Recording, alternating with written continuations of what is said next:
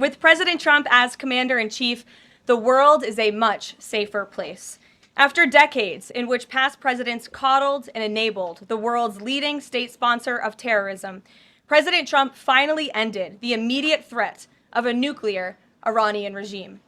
Following President Trump's command, the most powerful military in the history of the world executed massive precision strikes on 3 of the Iranian regime's key nuclear facilities.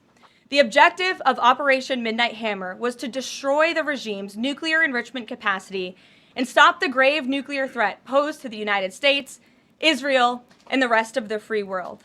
The mission, which will go down in the history books, was an overwhelming success. Secretary of Defense Pete Hegseth and the chairman of the Joint Chiefs of Staff Dan Raisin Kane covered the operation in great detail at their briefing this morning at the Pentagon, and I encourage every American to watch it. As President Trump has said repeatedly, the United States of America has the greatest, fiercest, and bravest armed forces ever to stride the face of this earth, and we couldn't be more grateful and proud of our nation's warriors.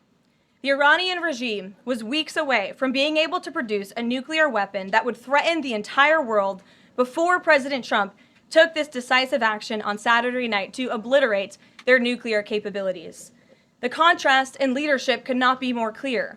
Barack Obama and Joe Biden sent pallets of cash, American taxpayer dollars, in a failed attempt to buy the Iranian regime's compliance with a weak and ineffective deal.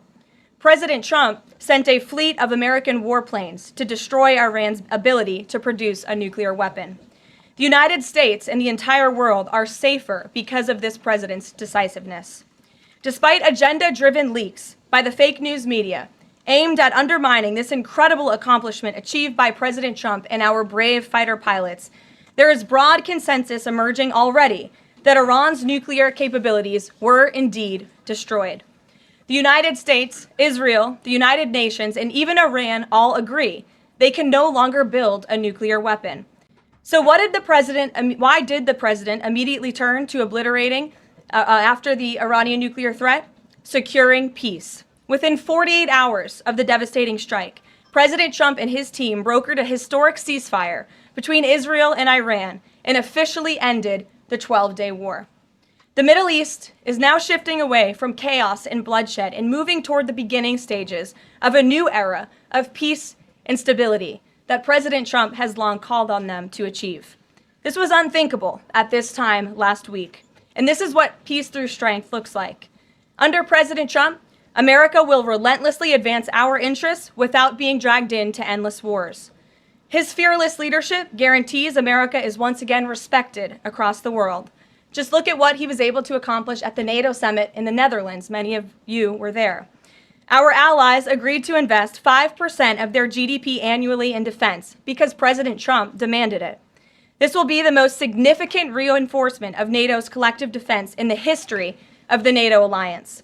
And as a result, the United States of America will carry less of the burden, and our NATO allies will be stronger than ever before.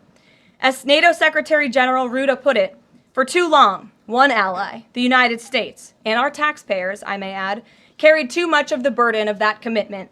And that changes today.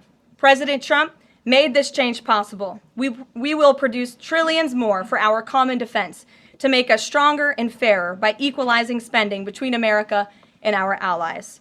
This is the Trump effect. This is what the president meant when he declared that America is back. Now, back here at home, Americans are paying much cheaper prices for gasoline this summer, as both the Wall Street Journal and the New York Times pointed out today. Here's how the Wall Street Journal put it. Hitting the road this summer won't bring as much of a big hit to your wallet. The national average for a gallon of regular gasoline is about 23 cents cheaper than this time last year. Analysts say plentiful supply is expected to keep prices down in the coming months. These are the cheapest gas prices at this point of the summer since 2021. And despite all the doom casting from liberal pundits, oil prices on Tuesday were lower than before the Israel-Iran conflict began.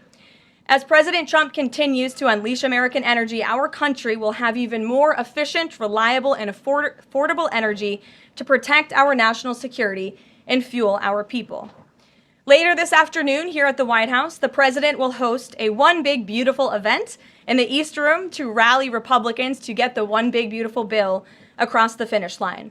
At that event, he will be joined by everyday Americans from across the country who will massively benefit from the common sense policies and provisions within this bill. This is the largest tax cut for working and middle-class Americans in history, and it's going to put more money into the pockets of hardworking Americans. Families will see an average increase in take-home pay of more than $10,000 per year. Americans earning between $30,000 and $80,000 per year will see a 15% tax cut. Overtime and tipped workers will save thousands of dollars annually.